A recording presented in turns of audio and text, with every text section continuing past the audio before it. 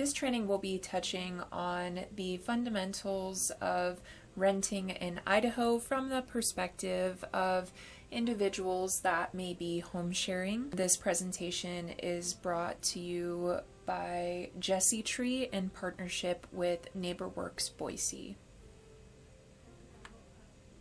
What does it mean to rent a home or apartment? A leasee, also known as a tenant, is committing to temporarily live in a rental unit owned by the lessor, landlord, for the duration of a rental contract or a lease agreement. During the period of the lease agreement, the tenant is agreeing to follow all of the rules indicated in that agreement, and by signing it, the tenant contractually agrees to be evicted from the unit if they violate those rules outlined in that agreement. Tenants will be given access to any amenities outlined in the lease agreement or otherwise indicated by the landlord. Ways that you can protect yourself as a landlord or rental unit property owner. First, you can start by understanding your rights as a landlord, but also understand their rights as tenants. Be clear with your expectations as a landlord throughout the lease signing process and beyond. Know which agencies to notify when certain emergencies occur, such as power outages, damage from natural disasters, black mold or insect infestation, etc. Another strategy is to document everything. If a tenant requests a repair, document how they made that request, the date and time of the request, and the outcome of that request with only objective details. Another strategy is to make sure that you are not violating any city ordinances. Be mindful if the city of the rental unit has any laws or ordinances that control anything such as rent increases, application fee caps, etc. And lastly, communication is truly key. Provide frequent updates when there is any work being done on the rental unit, especially if a tenant is continuing to live in the unit. Never assume that a tenant should just know something. Always communicate issues and give tenants an opportunity to rectify any unwanted actions. These can include things like loud parties, parking in your neighbor's spots, not picking up pet waste, leaving cigarette butts that get blown into neighbors' yards or patios, etc. So one thing to also consider about the state of Idaho is that verbal leases are legal. Just keep in mind there are risks for both parties that are involved. If you agree to a verbal lease agreement, make sure that you are maintaining consistent and respectful communication. Don't be afraid to ask questions and get clarification. Always provide a receipt when you receive a payment or have some way to track when payments are made and for how much, whether that's looking at your Venmo transactions or bank statements. Also, let your tenant know how you will be keeping track of their payments. And lastly, let your tenant know how you plan to notify any rent increases. It is very important that as a landlord, you are understanding your and their rights. Tenants have the right to peaceful and quiet enjoyment of the property. This means that the landlord needs to ensure other tenants are respectful. Tenants have the right to a move-in sheet provided by the landlord to report any damages. This helps ensure the tenant will not be unlawfully charged for items considered normal wear and tear or false damage claims.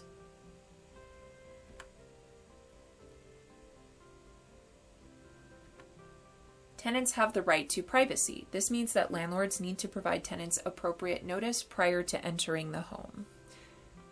Appropriate notice should be outlined on the lease agreement. Tenants have the right to have their entire security deposit returned to them, minus a reasonable cleaning fee and damages beyond normal wear and tear. From the landlord is what the Office of the Attorney General considers ordinary wear and tear versus damage and excessive filth.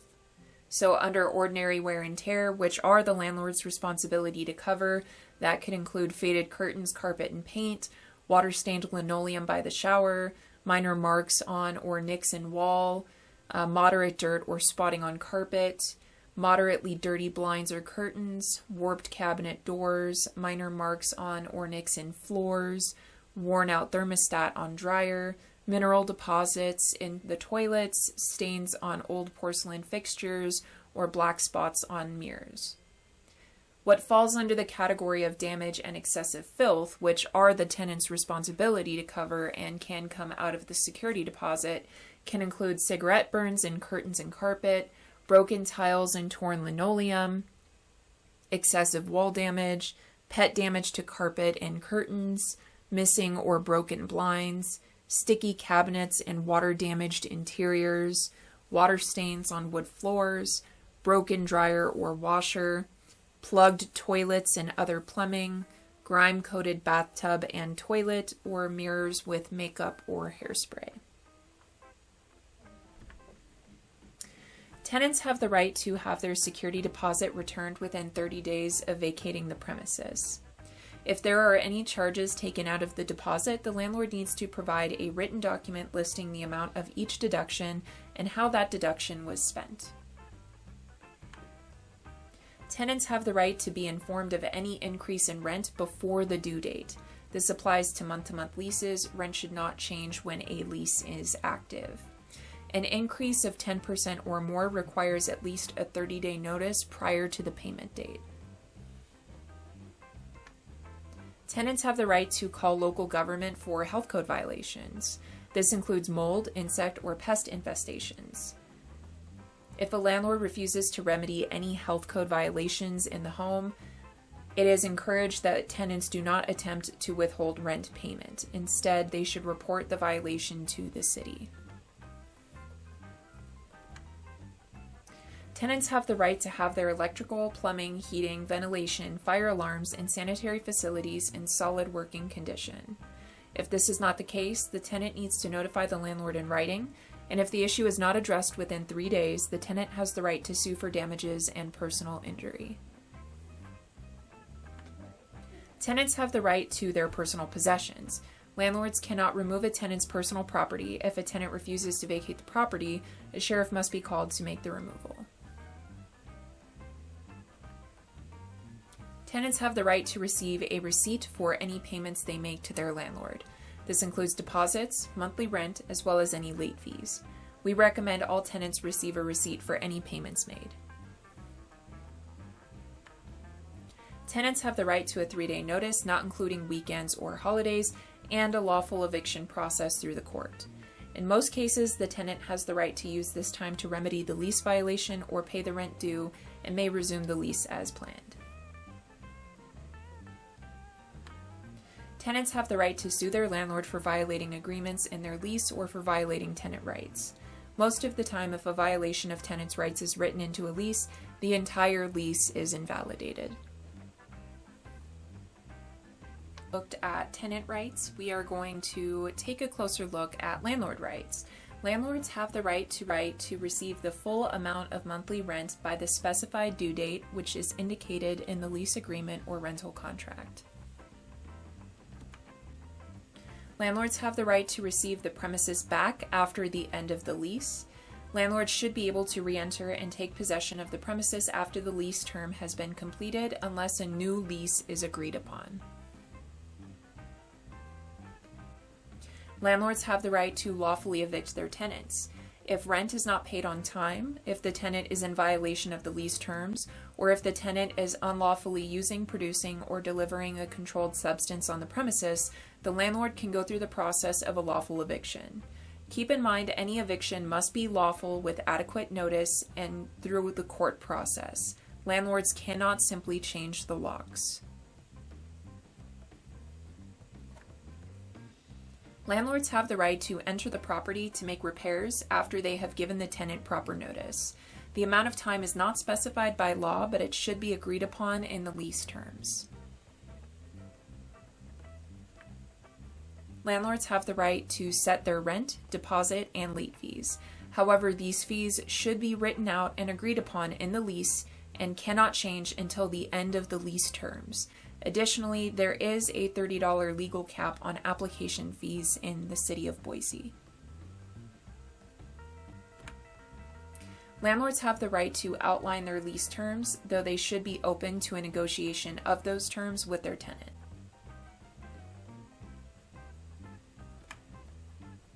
There should be a period of healthy, open communication and negotiation between the tenant and landlord prior to signing the lease. Terms must be reasonable, cannot revoke tenants' rights, and cannot discriminate against any protected classes.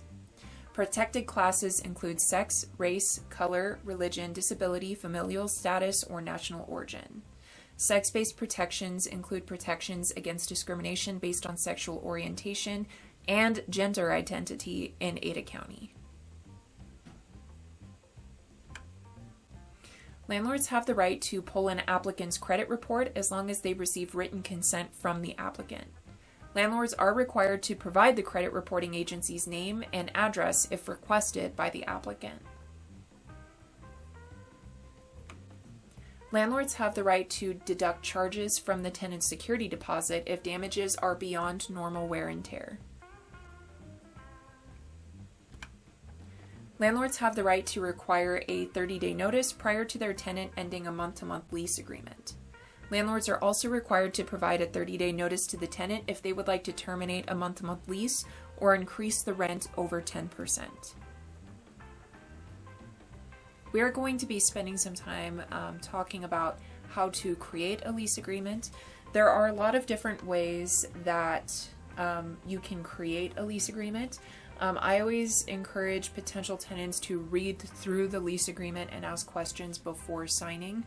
So the more in-depth your lease agreement can be, the better a tenant can understand what questions they may have. Because once a tenant has signed that agreement, they will be locked into the terms for the duration of the lease. So it's very important that they're not committing to something that they don't understand. So some considerations about lease agreements. There are certain rights established by Idaho law that cannot be avoided by the lease. These rights include the right to privacy, the right of quiet use and enjoyment, the right to safety and health, the right against discrimination, and the right to possession of the premises. So here is a sample lease agreement that I found online. So there is no template that all landlords or rental property owners have to use in the state of Idaho. So there is truly nothing stopping you from just downloading a lease template from the Jesse Tree website for a month-to-month lease agreement, or from a reputable PDF distributor for legal documents. There are some landlords that prefer to handwrite their own. Some landlords work with attorneys that may be able to provide one to them. So this is just a very simple standard lease agreement that I found with a very basic Google search that I want to kind of use to showcase the different elements that should be on a lease agreement or any type of rental contract. So starting out, you definitely want to make sure that the lease agreement or rental contract is dated. It has your name or the property owner's name. It has the name of the potential tenants that are going to be signing the agreement. It indicates what type of premises the unit is, whether it's a house, apartment, condo, just a room, including the physical address that the property is located at, and any amenities that may be coming with it, such as furnishings. So now that the basics of that are kind of touched on in the very beginning of the lease agreement or rental contract, we want to look at the term. So term usually refers to the time duration of the lease, and the dates must be outlined in the lease agreement. So for example, if you are going to be renting a room to an individual for 6 months, you definitely want to make sure that the beginning date and the end dates are located somewhere on your lease agreement or rental contract. The lease should also clearly outline how much rent is, how rent should be paid, when it should be paid by, and who it should be paid to. So this section is good if you are very specifically only wanting to accept rent payments via, Zelle or Venmo or cashier's check, or however you would prefer rent to be paid.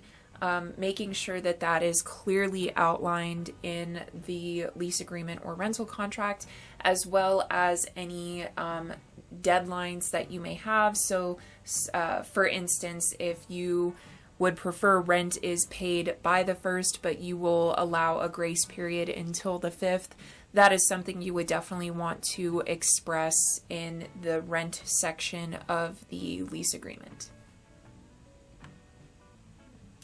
Proration is most often implemented during the very first month of the lease, unless a tenant is moving in precisely on the 1st of the month, or if a tenant breaks the lease early and are paying the final month of rent. So proration fundamentally is splitting the cost between the landlord and the tenant, so the tenant isn't paying full price for a month of rent that they were not using, like they didn't have access to the unit for the full month. If you have any sort of proration standards, or if you would like to provide a calculation on how you calculate prorated rent, that would be really good to include in your lease agreement to just make things as clear and transparent as possible. Fees should also be clearly defined in the lease agreement, which can include late fees and details of when those fees will be incurred. So just this basic internet lease agreement template that I found, it includes fees on bounced checks and late fees and things like that. It is encouraged to have any type of fees clearly outlined in the lease agreement or rental contract in advance, so that tenants can have an opportunity to ask questions and get clarification before they actually sign the document. For tenants who have bad or no credit, a landlord may ask for a cosigner or guarantor who will be responsible for paying rent in the event that the tenant cannot. Cosigners or guarantors must consent in order to be added to the lease, and it does typically warrant a follow-up conversation before allowing the tenant to sign the lease. Some landlords handle this by having the cosigner attend the lease signing appointment with the primary tenant, and for other landlords, a simple phone call will suffice. So that is personal preference, but it is required that if it is someone that has bad credit or no credit and you don't feel comfortable leasing to that individual without a cosigner, making sure that that person's name is also on the lease agreement. So if the tenant will be responsible for paying utilities, that must be expressed in the lease agreement. And the security deposit section should include information on how the security deposit will be managed, as well as how the security deposit can be returned. The security deposit should be returned to the tenant upon moving out, and if not, the landlord must provide an itemized ledger of how the security deposit was used to repair whatever damage was caused by the tenant. It is always a good idea to educate potential tenants on your unit's guest or visitor policy to avoid any potential lease violations for letting someone stay with them for too long. Some landlords have a 1-week policy, some landlords have a 2-week policy, so just such as if a relative is in town and they let them sleep on their couch for a week, would that be in violation of the guest or visitor policy and things of that nature?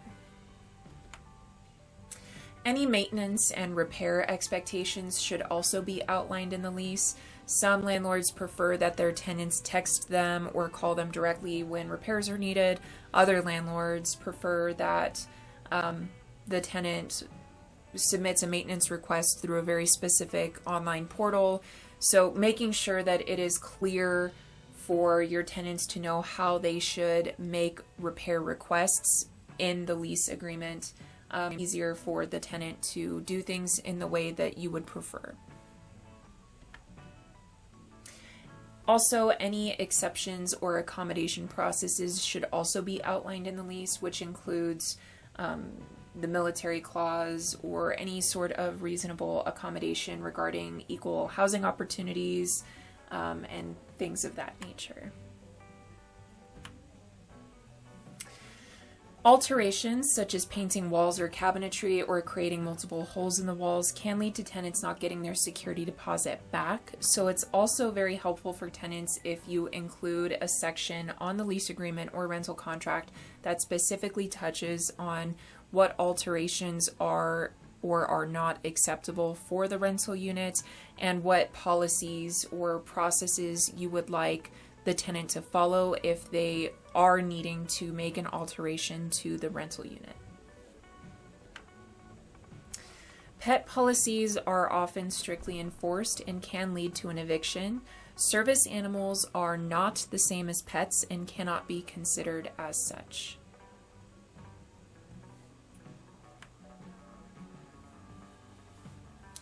Asking tenants to complete an inspection checklist upon moving in can make it easier to track how much of the security deposit needs to be returned to the tenant by the end of the lease. Also, be clear in your lease if you will require renter's insurance to cover specific types of damage, such as fire or flood insurance. The specific parameters of the insurance plan should be outlined in the lease agreement.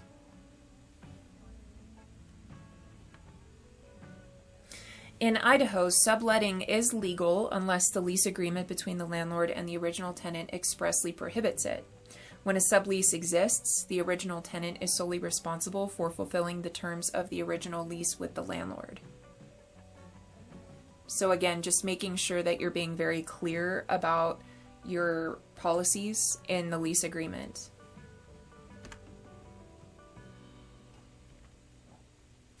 Be transparent and consistent with your right of entry guidelines on the lease agreement so that your tenant can have a good idea of what you will need from them when you do need to enter the unit to make repairs or address any other concerns that the tenant may have brought to your attention.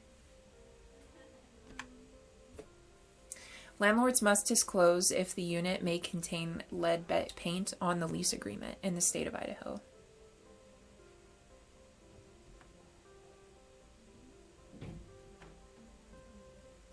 So only the parties that have signed the lease agreement or the rental contract are held to the contract. So this should include all roommates. Any additional rules and regulations must be presented to the tenant at the time of the lease signing or be present within the lease itself.